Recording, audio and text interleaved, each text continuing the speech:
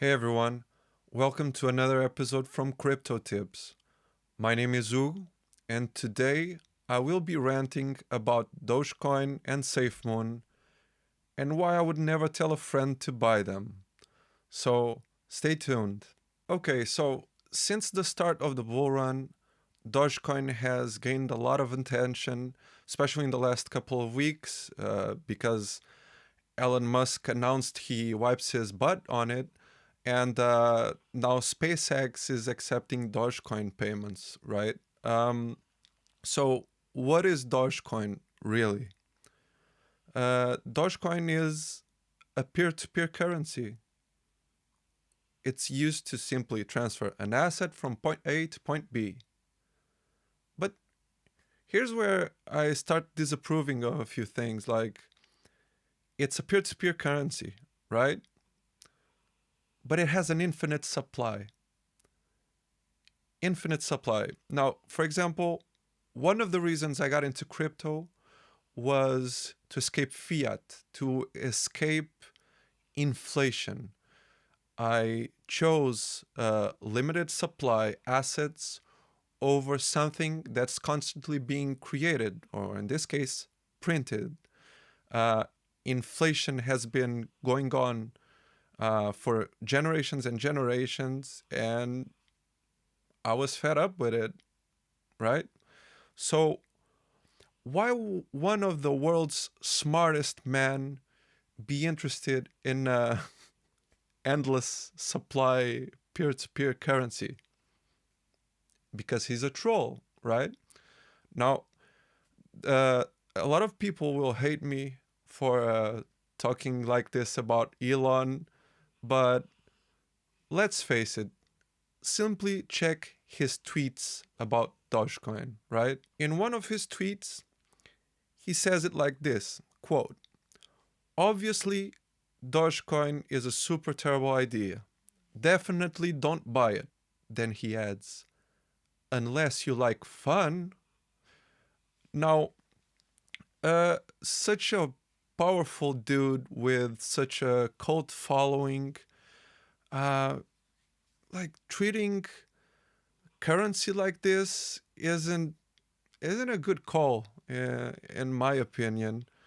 I mean, after you have so much exposure and social media presence, I think with it comes a little bit of responsibility, especially if you're smart.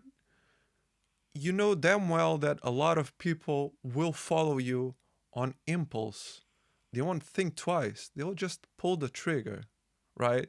So, Dogecoin's hype is not just on Elon Musk, right? Like I mentioned before, there's like this sort of cult following behind it, mainly thanks to social media and social media platforms like TikTok or Instagram, or like I call those platforms, they're like the identity crisis cesspools. And I mean it in a harsh way because you see a lot of people pretending they're somebody they're not.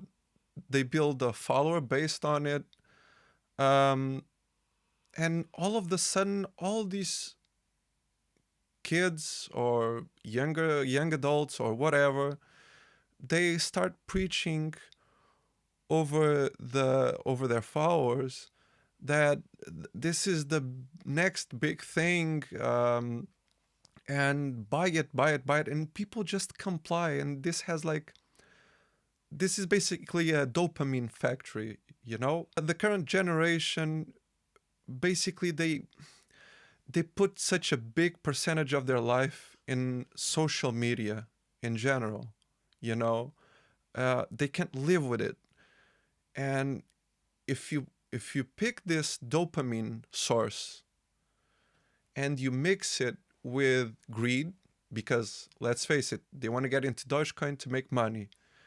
This is a very explosive cocktail, and in my opinion, it's like what creates this tornado of meme coin investments. Um, we started out with Dogecoin, uh, but then we have other stuff like SafeMoon coming up, and SafeMoon brings me like very strong BitConnect flashbacks, you know, because so SafeMoon is basically a coin that you buy, right? Nothing abnormal there, right? But you get a penalty if you sell it early. So basically, you want to buy, hold, wait for it to reach a price that if you sell, you don't have that penalty, right? So you can sell it later.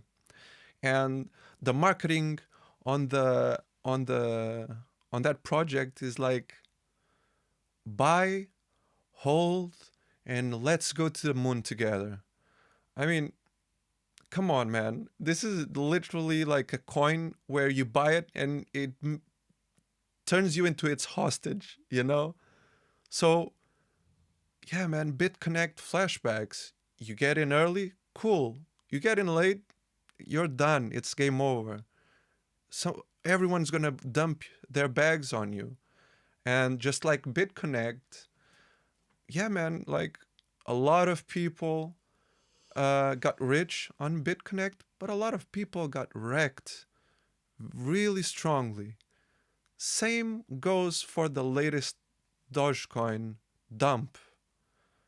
SafeMoon has all the ingredients to cause something like that in a longer term. One of the lowest blows um, they throw at people is on their marketing uh, style is that they involve charity, you know.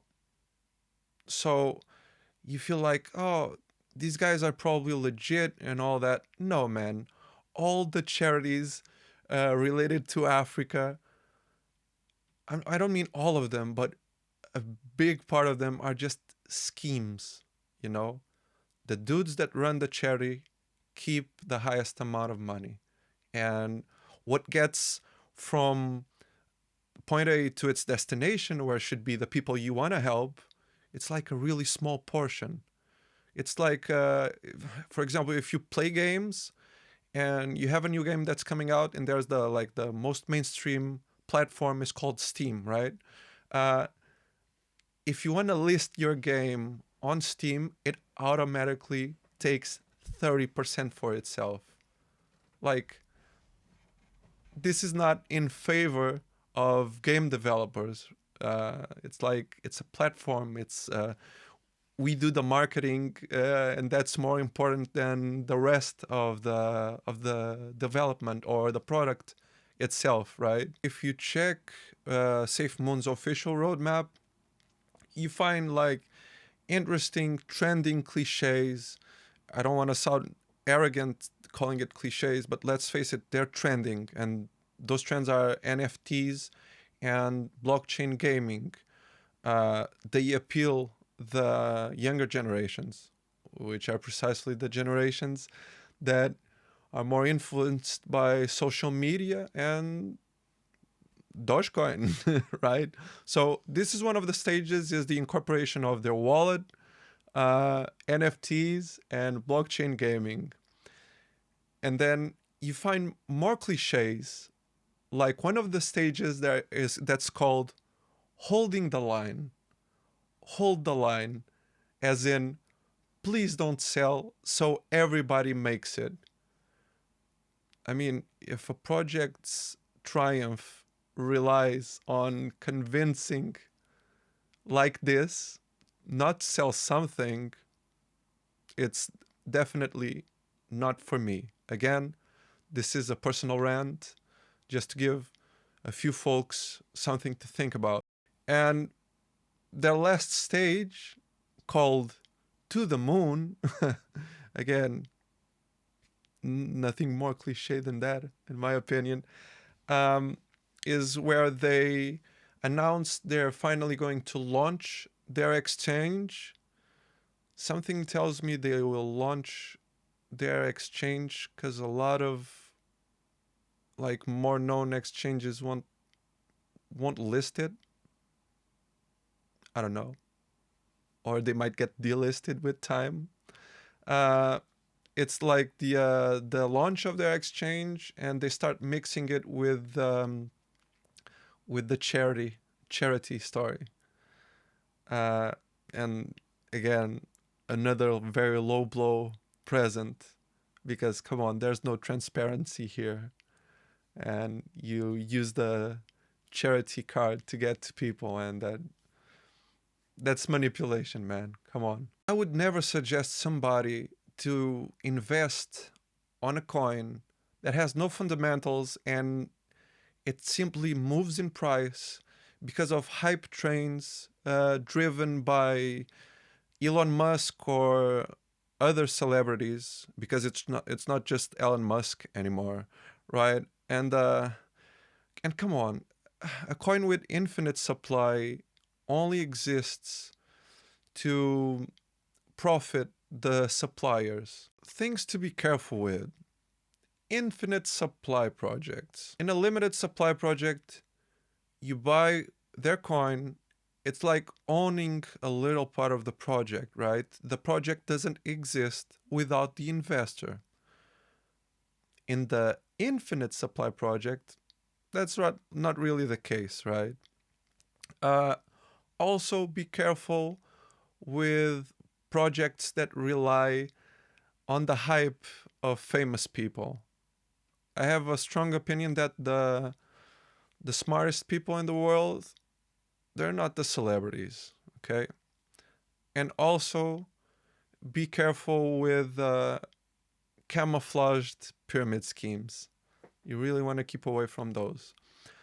I hope my opinion is of any value to you. I hope I gave you something to think about.